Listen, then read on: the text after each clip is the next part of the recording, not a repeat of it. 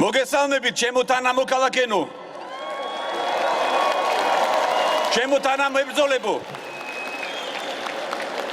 ჩემო მეგობრებო მივესალმებით ჩვენს ღირსეულ ამაყ თავისუფლების მოყვარულ და დაუმარცხებელ ქართულ ხალხს მივესალმებით სრულიად საქართველოს მადლობა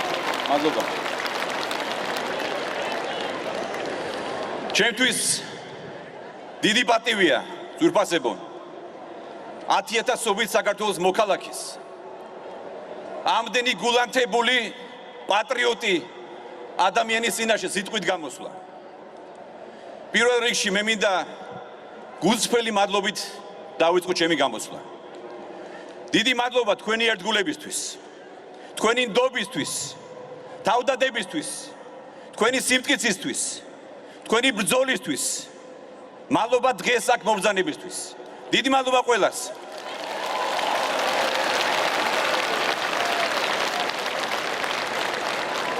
დღეს აქ თავისუფლების მოედანზე შევიკრიბეთ თავისუფლებისთვის მებრძოლი ადამიანები რომლებმაც 2012 წელს სწორედ აქ ამ ადგილზე ვაჩვენეთ ქართული ხალხის ძალა და სიბრძნე ქართული ხალხის მტკიცე სურვილი იცხოვრონ თავისუფალ სამართლიან დემოკრატიულ მშვიდობიან და ძლიერ სახელმწიფოში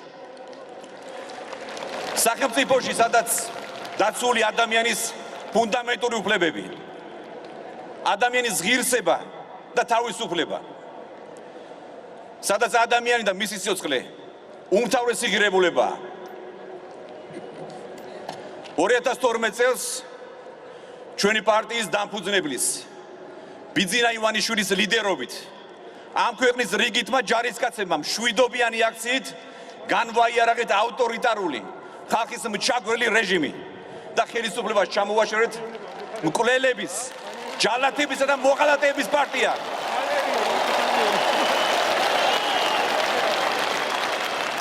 ანტისახელმწიფოებრივი, ანტიეროვნული და ანტიეკლესიური ძალა. ჩვენ დავაფუძნეთ ის ღირებულებები და პასიულობები, ჩემო ძვირფასებო, რომლითაც ქვეყანა დღემდე იმართება. ჩვენ ვართ ხელისუფლება, რომელმაც დამოუკიდებელი საქართველოს ისტორიაში ყველაზე ხანგრძლივად შეძლო მშვიდობისა და სტაბილურობის უზრუნველყოფა. ჩვენ საფუძველი ჩავუყარეთ ფუნდამენტურ რეფორმებს. ჯანდაცვის, განათლების, ინფრასტრუქტურის, სოფლის მეურნეობისა და ეკონომიკის მიმართულებით. პროგრესი და წინსვლა ხელშესახებია რომ იტყვიან ყველა სფეროში. საშინაო თუ საგარეო ფლანგზე, ყველა მიმართულებით. სახელმწიფო მოქალაქეს გვერდში დაუდგა. გავათავისუფლეთ დატერორებული ბიზნესი და მედია. რაც მთავარია, ხელისუფლება ხალხის სამსახურში ჩადგა და მოქალაქეზე ორიენტირებული გახდა. ხელისუფლება ხალხის ნაწილად იქცა, რომელიც უსმენს და გრძნობს მოქალაქეების მაჯისცემას. და რაც მთავარია, ხელისუფლება ემსახურება ხალხს.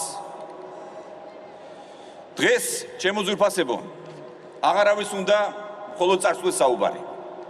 რადგანაც წინ უამრავი საქმე გვაქვს გასაკეთებელი. საქართველოს და ჩვენი ხალხის წინაშე მრავალი პრობლემა და გამოწვევაა. ვებრძვით პანდემიას, ვიმყოფებით ძალიან რთულ გეოპოლიტიკურ ვითარებაში. ტერიტორიების 20% სააკაშვილის გაუაზრებელი თუ მოღალატეობრივი პოლიტიკის შედეგად დროებით ოკუპირებულია. ეკონომიკა ჯერ კიდევ არ არის განვითარების იმ დონეზე, როგორც დემოკრატიაა. ჯერ კიდევ ბევრ ადამიანს სჭირდება დახმარება. დიდ გამოწვევად რჩება, რა თქმა უნდა, უმუშევრობა და სიღარიბე. დიახ, ჩვენ მომავალზე უნდა ავიღოთ სწორება, თუმცა წარსულის გახსენება და შეხსენება ძალიან მნიშვნელოვანია. ისტორია ყველაზე კარგი მასწავლებელია და უნდა გვახსოვდეს, საიდან მოვდივართ, რა გზა გამოვიარეთ და რომ აღარ უნდა დავუშვათ, აღარ უნდა გავიმეოროთ წარსულის შეცდომები. გამოუსწორებელი შეცდომები. სამოქალაქო ომი, ტერიტორიების დაკარგვა, ქვეყანაში კრიმინალური ბანდების თარეში, დიქტატორი სააკაშვილის მჩაგვრელი რეჟიმის მმართველობა. ჩვენ ეტაპობრივად ნაბიჯ რომ იტყვიან აღვადგინეთ სამართლიანობა.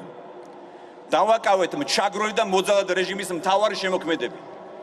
ახალაია მერაბიშვილი, უგულავა, ციხის ჯალათები, მწამებლები და მკვლელები. სააკაშვილის ერთ-ერთი მთავარი ჯალათი მეგის კარდავა რამდენიმე კვირის კი ჩამოვიყვანეთ უკრაინიდან საქართველოში.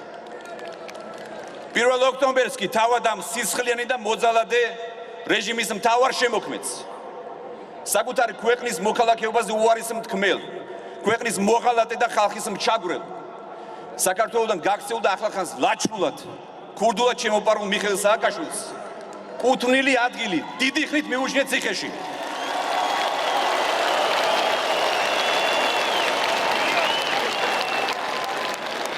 ადრე თუ გვიან ძვირფასებო, სამართალი ყველასთან მივა და ჩვენ არავის ვაპატიებთ ჩვენი ხალხის ჩაგვრას. არავის ვაპატიებთ ჩვენი ტერიტორიების დაკარგვას. არავის ვაპატიებთ ჩვენი მიწის გაყიდვას. არავის ვაპატიებთ ჩვენი პატრიარქის, სასულიერო პირების და ქართული სახელმწიფოს ფუნდამენტის, მართლმადიდებლური ეკლესიის ლანძღვას და შეურაცხყოფას. აქვე არ შემიძლია არ გავისმოთ ჩვენი პარტიის დამფუძნებლის ბიძინა ივანიშვილის სიტყვები, რომ საქართველოს დასაკარგი და მოსაკვეთი არავინ ხავს.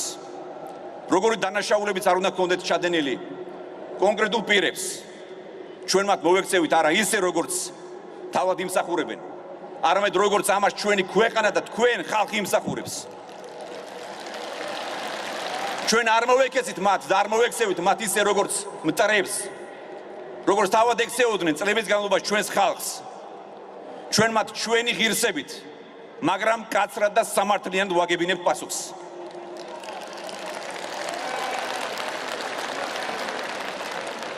და აი ყველა მიცოდეს და კარგად გაიგოს, რომ ჩვენ ვართ დამოუკიდებელი, სუვერენული და სამართლებრივი სახელმწიფო, სადაც კანონის უზენაესობა უმთავრესია და მართლმსაჯულება ყველასთვის თანაბრად განხორციელდება.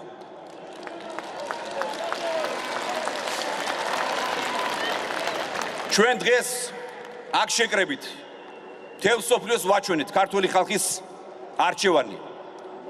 ქართული ხალხის თქვენი ძალა, რომელიც დაამარცხებს ნებისმიერ ბოროტებას, ძალა, რომელიც დაასრულებს დესტაბილიზაციას, დაასრულებს ბოროტი ძალების რევანშს და ქვეყნის გრძელვადიან, სტაბილურ და მშვიდობიან განვითარებას უზრუნველყოფს. რამდენიმე დღეში ჩვენ კიდევ ერთხელ უნდა გავაკეთოთ არჩევანი. არა უბრალოდ არჩევანი ერთ და მეორე პოლიტიკურ პარტიას შორის, არამედ არჩევანი სამართლიანობასა და უსამართლობას, სიკეთესა და ბოროტებას შორის, მშვიდობასა და ქაოსს, ზრუნვასა და ჩაგვრას, განვითარებას და რეგრესს, საბოლოო ჯამს ჩვენი ქვეყნის მომავალსა და წარსულში დაბრუნებას შორის. ეს არის ცივილიზაციური არჩევანი. ეს იქნება ჩვენი ხალხის არჩევანი, რომელიც კიდევ ერთხელ გაარკვევს თუ რა სურს ჩვენს დიდებულ ხალხს. სურს, რომ დარჩენილი მუნიციპალიტეტების მართვის სადავეები ამ ანტიეკლესიურმა და ანტიარევნულმა ძალებამ, მკვლელებმა და მწამებლებმა აიღონ და რეგიონებში შეიტანონ მუდმივი საბოტაჟი, ქაოსი, ბოიკოტი და არეულობა, თუ ჰუმანური, ნამდვილად დემოკრატიული, ევროპული და ეროვნული ღირებულებების მქონე პატრიოტმა ხელისუფლებამ, რომელსაც აქვს რეალური ხედვა და რესურსი, ჩვენი ხალხის, თქვენი უმრავლესობის ნდობა ერთხელ და სამუდამოდ უზრუნველყოფს ჩვენი ქვეყნის სტაბილური და მშვიდობიანი განვითარება. აი ამ კითხვაზე ჩვენ უნდა გავცეთ პასუხი 30 ოქტომბერს.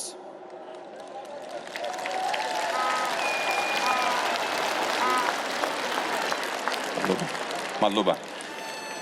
რამდენიმე დღეში მაქსიმალური მობილიზაციით, მეგობრებო, კიდევ ერთხელ უნდა დავირაზმოთ, რათა 2 ოქტომბრის ტრიუმფალური გამარჯვება ბოლომდე მივიყვანოთ. ჩვენ საარჩევნო კამპანიის განმავლობაში მოგესალმებათ, რომ მოვიარეთ მთელი საქართველო. უშუალოდ შევხვდით მოსახლეობას და მათი პრობლემები და მათი გამოწვევები მოვისმინეთ.